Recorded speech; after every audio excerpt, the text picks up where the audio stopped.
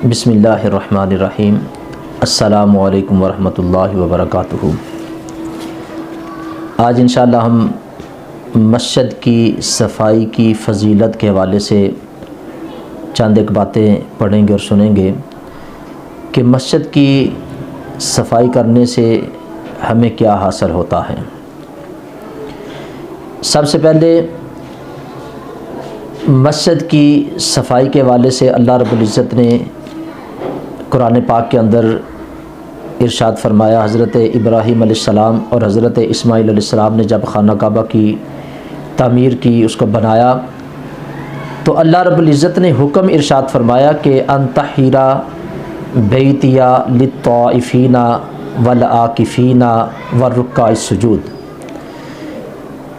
कि तुम दोनों ने मेरा घर बना दिया है, अब तुम क्या करो, अंतहिरा बैतिया लित्ताइफीन, मेरे घर का तवाफ़ करने वालों के लिए इसको पाक करो, वल आकिफीन, और उसमें एतकाफ़ करने वालों के लिए इसे साफ़ करो, व रुक्का सुजूद, और इसमें रुकू करने वाले और सुजूद करने वालों के लिए इसको पकीज़ा करो, साफ़ करो। तो पता चला कि मस्जिदों को साफ़ करना, सफाई करना, ये अल्लाह ने अपने नबियों को इसका हुक्म इरशाद फरमाया है।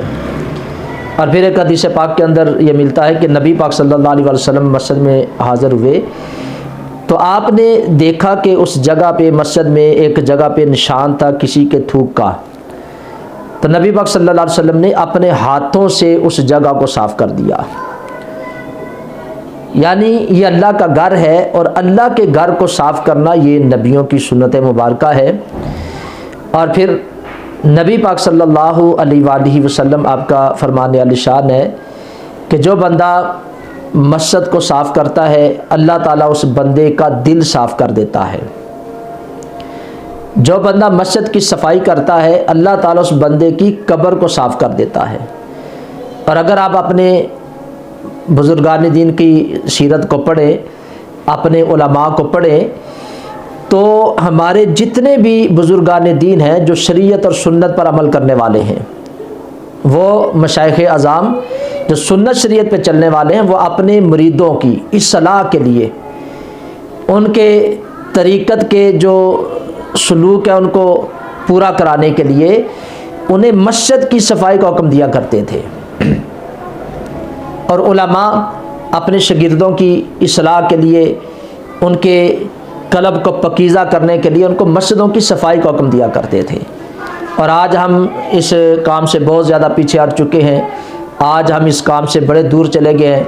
अपने दफ्तर की सफाई हम खुद करते हैं, अपने घर की सफाई भी करते हैं, अपनी दुकान की सफाई भी करते हैं। अच्छी बात है, क्योंकि सफाई निसफ़ ईमान है। तो जिस तरह हम अपने घर की सफाई करते हैं, अपने दफ्तर की सफाई करते हैं, अपनी दुकान की सफाई करते हैं, तो हमें चाहिए कि हम अल्लाह के घर की भी सफाई करें। और मैंने उलमा के बेशुमार अक़वाल पढ़े। उन्होंने लिखा कि जो बंदा रिज़्क़ के हवाले से बात करता है कि मेरे रिज़्क़ के अंदर बरकत नहीं, तो उन्होंने लिखा है कि वो बंदा अपनी रूटीन बना ले कि अल्लाह के घर की सफाई करे, अल्लाह ताला उस बंदे के रिज़्क़ के अंदर बरकत अता फरमा देगा।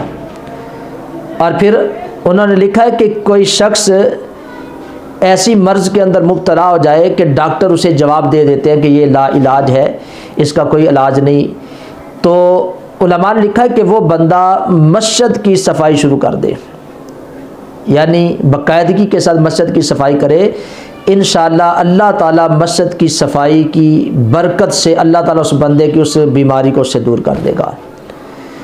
तो बेशुमार हदीस पाक के अंदर इसकी फ़जीलत बयान की गई है, बेशुमार इसका अजर जो है इसको बयान किया गया है। तो जिस तरह आज हम बाकी चीज़ों से मोहब्बत करते हैं, बाकी कामों से मोहब्बत करते हैं, तो हम अपनी मोहब्बत का मरकज़ अल्लाह रब्बुल इज़्ज़त की ज़ात को बना लें। हम अपनी मोहब्बतों का मरकज़ नबी पाक सल्लल्लाहु अलैहि वसल्लम की ज़ात को बना लें। हम अपनी मोहब्बतों का मरकज़ कुरान को, हदीस को और इन मसाजिद को बना लें। और मस्जिद ये अल्लाह का घर है, तो जो बंदा अल्लाह के घर को साफ़ करता है, अगर हमारे घर को कोई साफ़ करे, हमारे साथ कोई अच्छा तावन करता है, हमारे साथ कोई मामला करता है तो हम उससे खुश होते हैं। तो जो बंदा अल्लाह के घर को साफ़ करता है तो अल्लाह अपने उस बंदे से खुश हो जाता है, राज़ी हो जाता है।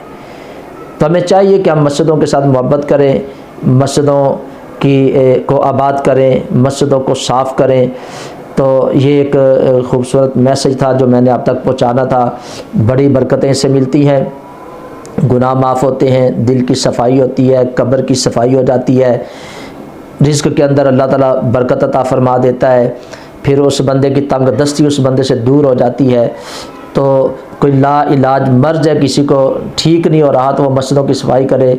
तो इसके मतलब उलमा ने लिखा है कि अल्लाह ताला मस्जिद की सफाई की बरकत से उस बंदे को शिफा अता फरमाएगा। अल्लाह ताला की बारगाह में मैं दुआ गो हूँ, अल्लाह ताला मुझे भी और आप सबको भी इन बातों पे अमल की तौफीक अता फरमाए। वीडियो अच्छी लगती है तो दोस्त अब आपसे मैं गुजारिश करता हूँ कि इसको लाइक भी किया करें और अपने दोस्तों से, अपने रिश्तेदारों से सवाब की नीयत से इसे शेयर भी ज़रूर किया करें। अल्लाह ताला हम सब का भी नासर हो। अस्सलामु अलैकुम व रहमतुल्लाहि व बरकातुहू।